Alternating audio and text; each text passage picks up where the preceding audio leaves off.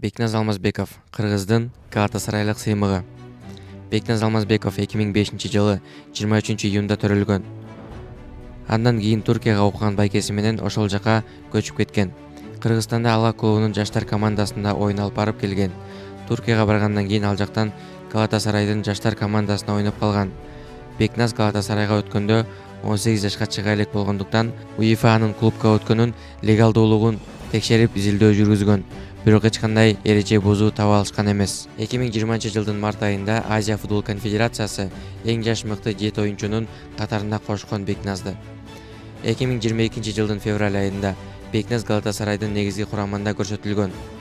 Бекназ өзүнүн Галатасарайдагы негизги курамындагы оюнун Динамо Киевге каршы жолдоштук беттеште өткөргөн жана анда Бекназ 82-мүнөттө оюн талаасына алмашууга чыккан. Ал оюнда Бекназдын командасы 3-1 эсебинде жеңилип калышкан.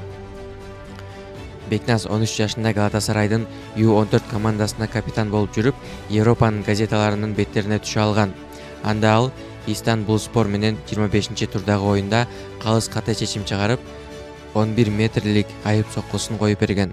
Бирок Бекназ Алмазбеков алардын каршылашы эреже бузбагандыгын билгендиктен пенальтини талаанын сыртын көздөй атайлап тээп жиберген. Бул жаңылык бүт дүйнө жүзүнө тарап, Бекназ көптөгөн футбол сүйүүчүлөрүнүн мактоосуна татыган.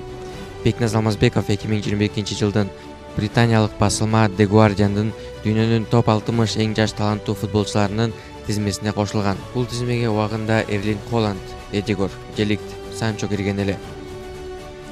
Бул жаңылык таркалай эле Манчестер Юнайтед, Тоттенхэм клубтарынын скауттары дагы Бекназдын оюнун баалап, Бекназ жөнүндө клуб ичинде сөздөр жүргөн. Бекназ 2023-жылы Галатасарайдын негизги профессионалдык курамы менен 2026-жылга чейин келишим түзгөн. Бирок азыркы учурда Бекназ Галатасарайдын U19 жаштар курамасында оң канаттагы чабуулчу позициясында оюн алып барат. Трансфермаркет порталынын маалыматы боюнча Бекназ 450 000 еврого бааланат.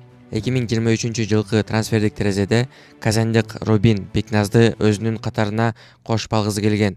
Бирок кандайдыр бир белгисиз себептерден улам трансфер ишке ашкан эмес. Бекназ 16 жашында өзүнүн Кыргызстан курама командасына чакырып алган жана ошондо ал биринчи дебюттук оюнун өткөргөн. Ошол эле жылы Бекназды Галатасарайдын негизги курамына кошушкан.